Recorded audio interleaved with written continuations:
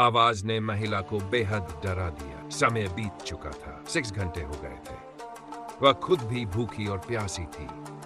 उसे याद आया कि उसके पति ने दवा खाने के बाद पानी का गिलास फैब्रिक पैनल पर रख दिया था। औरत की उम्मीद फिर जाग उठी। उसने पूरी ताकत से उस पैनल को लिया और उसे झुका दिया। जल्दी ही उसे वह कांच का गिलास दिख गया। उसने अपनी सांसें संयमित की, बाएं हाथ को ऊंचा उठाया। जैसे ही गिलास फिसलने लगा, उसने दाहिने हाथ से उसे थाम लिया। मगर उसके पति की परछाई मजाक उड़ाने लगी। उसकी मासूमियत का उपहास उड़ाया। सिर्फ 80 सेंटीमीटर की दूरी थी, पर यह दूरी प्यास से बेहाल उस औरत के लिए पहाड़ बन गई। उसने खुद को शांत किया, गिलास को फिर से वापस रख दिया। अगर वह प्यास से मर जाती तो उसकी लाश जंगली कुत्तों का निवाला बन जाती। उसने दिमाग दौड़ाया और तब एक उपाय सूझा।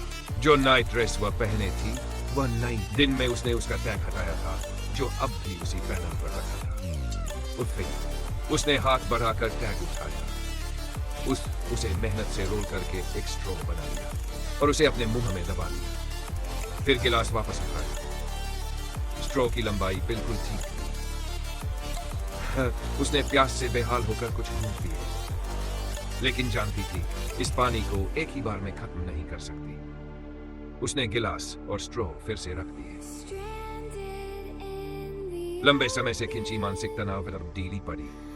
थकान ने डर को हरा दिया और वह गहरी नींद में डूब गई। लेकिन जंगली कुत्ता अचानक चौंक कर उठ गया, मानो किसी खतरे की आहट मिली। वह दौड़कर कमरे से भाग गया।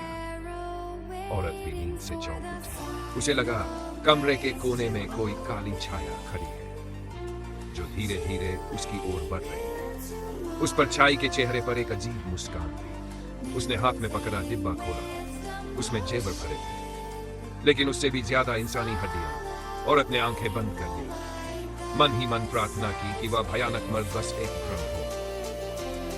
लेकिन उसके मृत पति की आत्मा ने चेताया, वो आदमी शायद खुद मौत। वो आदमी अचानक गायब हो गया। पति ने बिस्तर के नीचे देखा। औरत ने सांस लेना तक बंद कर दिया, लेकिन एक हाथ बाहर निकल आया। वह बर्फ जैसी ठंडी हथेली, जो धीरे धीरे तुम्हें भीतर से छू रही है। अब कुछ नहीं बचा जो तुम कर सको। वो हल्के से कहे गए शब्द उस औरत को बेहद चुभे, क्योंकि वर्षों से